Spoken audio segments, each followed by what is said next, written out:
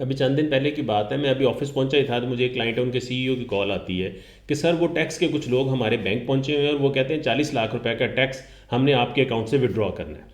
मैंने कहा सर ऐसा नहीं होता, आप चेक करें आपके पास कोई फिजिकल नोटिस आया होगा इससे पहले, या आप ईमेल भी चेक कर लें एक दफ़ा। थोड़ी देर बाद मुझे उसकी वापस कॉल आती है कि जी सर टैक्स वालों की काफ़ी सारी ईमेल्स आई हुई हैं, वो ईमेल अकाउंट में आजकल चेक नहीं करता तो हम आपको बता नहीं सकते। आप इस तरह की सिचुएशन को कैसे अवॉइड कर सकते हैं? विद इन लीगल पैरामीटर्स आप अपना टैक्स कैसे बेस्ट प्लान कर सकते हैं और सेव कर सकते हैं? हम आपको कुछ बहुत वैल्यूएबल टिप्स देने वाले हैं, वन बाय वन उनको देख। जो टिप्स हम डिस्कस करने जा रहे हैं वो इक्वली गुड हैं for salary individuals and for businesses of all types and all sizes. ये यूनिवर्सल टिप्स हैं जो आपको बहुत ज़्यादा वैल्यू ऐड करने वाली हैं।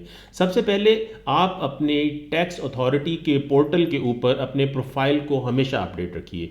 पर्टिकुलरली एक परमानेंट ईमेल और एक परमानेंट मोबाइल नंबर ज़रूर रखिए। ईमेल के ऊपर टैक्स अथॉरिटीज़ कम्युनिकेट करती हैं और मोबाइल नंबर के ऊपर समटाइम्स टेक्स्ट मैसेजेस भी कम्युनिकेट किए जाते हैं। अगर आप ईमेल परमानेंट नहीं रखेंगे, आप फ्री ईमेल यूज़ कीजिए या पेड ईमेल यूज़ कीजिए, लेकिन एक परमानेंट ईमेल ज़रूर रखिए। बाकी रेस्ट ऑफ द ईमेल्स आप अपने तौर पे मैनेज कर सकते हैं, क्योंकि करंट लीगल सिचुएशन में नोटिस जो इलेक्ट्रॉनिकली ट्रांसमिट होते हैं वो वैलिड सोर्स ऑफ डिलीवरी है, और आपको बाद में कोई रिलीफ इस बेस पे नहीं मिलेगा कि आपने ईमेल चेक नहीं की थी। दूसरी बात यह है कि अगर आपको शो कॉज नोटिस या कोई एक्सप्लेनेशन मिस कर जाते हैं और उसके अगेंस्ट ऑर्डर्स इशू हो जाते हैं तो उसकी सारी की सारी कॉस्ट आपको बियर करनी है।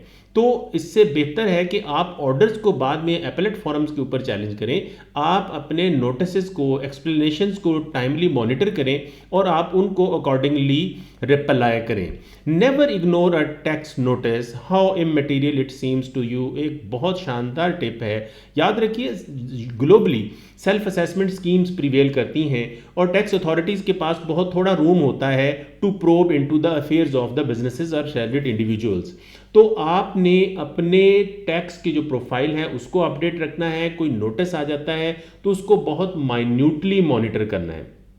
सेकंड मोस्ट इसी से रिलेटेड बात यह है कि अपने पास एक टैक्स की फाइल ज़रूर मेंटेन कीजिए।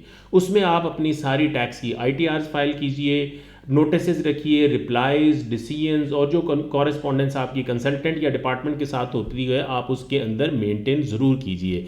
अपने टैक्स के अकाउंट को जो अथॉरिटी के पास मेंटेन्ड है उसको रेगुलर बेसिस पे चेक कीजिए। अगर आप एक कंसल्टेंट के साथ एग्रीमेंट में हैं तो ask your consultant to keep an eye on it.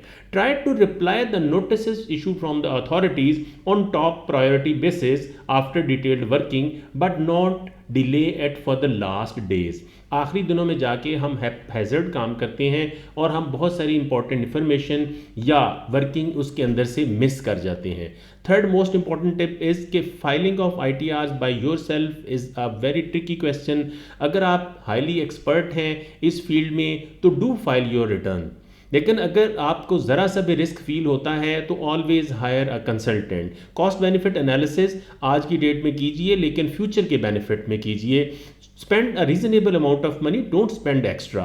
अच्छा, इसमें क्या होता है कि जो लोग खुद से रिटर्न फाइल करते हैं sometimes computations are correct, working is correct, लेकिन फॉर्म्स गलत सिलेक्ट हो जाते हैं तो उस केस में भी इम्प्लीकेशन टैक्स पेयर को फेस करना पड़ता है। अगेन वही बात है, छोटी सी कॉस्ट पे करके आप अपने बहुत बड़े रिस्क को अवॉइड कर सकते हैं। Small invested amounts will give you much benefit for your future. अच्छा, जो एक इंपॉर्टेंट चीज़ है जो हम सेल्फ फाइलिंग में इग्नोर कर सकते हैं वो ये है कि आप टैक्स के बारे में जानते हैं, अपनी इनकम के बारे में जानते हैं, लेकिन आपको वेल्थ प्लानिंग में उतनी एक्सपर्टीज़ नहीं हो सकती जितनी एक परफेक्ट कंसल्टेंट को होती हैं।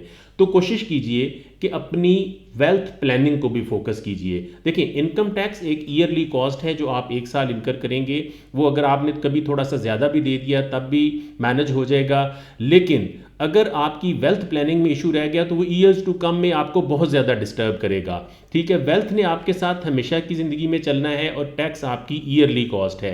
Plan your tax, it's your right all the वे, लेकिन टैक्स को इवेजन मत कीजिए, इट्स अ क्राइम एंड और अपनी एक नेशनल रिस्पॉन्सिबिलिटी भी है टैक्स पे को पे करना। Don't try to hide any transaction from your consultant if you are filing through your consultant. अगर आप खुद से फाइल कर रहे हैं तब भी आपको यही टिप है। देखें, जब आप खुद से फाइल कर रहे हैं तो आप खुद रिस्पॉन्सिबल हैं। अगर आपने कंसल्टेंट से ITR फाइल करवाई है, नोटिस का रिप्लाई दिलवाया है, कोई प्रोसीडिंग सेटल की हैं और आपने उससे कोई बड़े हार्ड फैक्ट्स हाइड कर लिए हैं, तो वो नेक्स्ट स्टेज के ऊपर जाके कॉन्सिक्वेंसेज आपको बियर करने पड़ेंगे। सेकेंडली, जो भी इंफॉर्मेशन आपने उनको देनी है, provide them all the documents, bank statements, supportings, और कंप्लीट दीजिए। कभी पार्शल मत दीजिए कि जी ये मैनेज कर लेगा इससे। जितने शॉर्ट डॉक्यूमेंट्स आप देंगे उतने रिस्क आपके लिए बढ़ेंगे। फिर अपने जो टैक्स क्रेडिट्स हैं उनको कंटिन्यूसली मॉनिटर कीजिए। सैलरी इंडिविजुअल्स के लिए भी हमेशा से कुछ क्रेडिट्स मौजूद होते हैं, बिजनेसेस के लिए काफ़ी ज़्यादा क्रेडिट्स मौजूद होते हैं। सेकंड और थर्ड इंपॉर्टेंट चीज़ ये है कि अपने जो टैक्स के स्लैब्स हैं, टैक्स के रेट्स हैं, उनके बारे में नॉलेज होना चाहिए आपके पास, और आप उनको इसी तरीके से अच्छे तरीके से फॉलो कर सकते हैं और प्लान कर सकते हैं। Be updated on the tax laws and regulations. कुछ टाइम टू टाइम जो चेंजेस आती हैं उनको पढ़ते रहिए। कंसल्टेंट है तो उसे कहिए आपको रेगुलर अपडेट भेजा रहे। टैक्स रिफॉर्म्स क्या आ रही हैं, क्या एग्जेम्पशंस नई इंट्रोड्यूस करवाई जा रही हैं, क्या क्रेडिट्स, क्या इंसेंटिव्स गवर्नमेंट इनिशिएट करने जा रही है, ये सारी चीज़ें आपको पता होनी चाहिए। तो आप बेहतर तरीके से जो करंट ईयर की टैक्स प्लानिंग है और फ्यूचर ईयर की टैक्स प्लानिंग आप कंटिन्यू कर सकते हैं। उसके बाद जो एक चीज़ फेस करते हैं हम कंसल्टेंट्स पर्टिकुलरली, कि हम लास्ट डेट्स में डाटा रिसीव करते हैं फ्रॉम द क्लाइंट्स। देखिए, don't wait for the last dates, do it immediately as soon as your financial year is ended. ATL आप लैप्स कर सकते हैं, एक्टिव टैक्स पेयर लिस्ट से आप निकल सकते हैं। तो आपने जो ATL के सरचार्जेस पे करते हैं, आप उतना छोटा सा अमाउंट का टैक्स पे करके अपनी वेल्थ की प्लानिंग को बेहतर कर सकते हैं। तो इशू ये है कि आप लास्ट डेज का वेट मत कीजिए। इमीडिएटली अपने फाइनेंशियल ईयर क्लोज हुआ है, इमीडिएटली अपने डॉक्यूमेंट्स कंपाइल कीजिए, कंसल्टेंट के पास जाइए या खुद बैठिए और अपनी रिटर्न फाइल कीजिए। अच्छा, कुछ लोग एक्सटेंशंस का वेट करते रहते हैं, डोंट डू दैट। आप एक्सटेंशन का वेट मत कीजिए। जब आपके पास डॉक्यूमेंट्स हैं तो सबमिट कर दीजिए इसको। आप अपना फुटप्रिंट क्रिएट कीजिए। जो मॉब एक्सटेंशंस का वेट कर रहा है, लास्ट डेज का वेट कर रहा है, उसको फॉलो मत कीजिए। देखिए, हमारा कंसल्टेंट्स का एक जो परसेप्शन है वो ये होता है कि नेक्स्ट लेवल ऑफ बिजनेसेस के ऊपर वही लोग जाते हैं जो हर आने वाले प्रोजेक्ट या डील को कैपिटलाइज करते हैं। कुछ लोग जो होते हैं वो लोग के जी टैक्स पे करना पड़ जाएगा हमें, तो हमने ये प्रोजेक्ट नहीं किया। देखें, tax is on your net income, income tax is on your net income.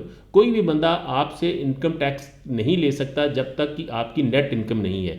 जो हम मिनिमम टैक्स ऑन टर्नओवर्स भी पे करते हैं वो भी अगले सालों में जाके एडजस्टेबल होता है। अगर हम सेल्स टैक्स की बात करें तो sales tax all the way आपने लेना है आगे से और फिर पास ऑन कर देना है टू द डिपार्टमेंट।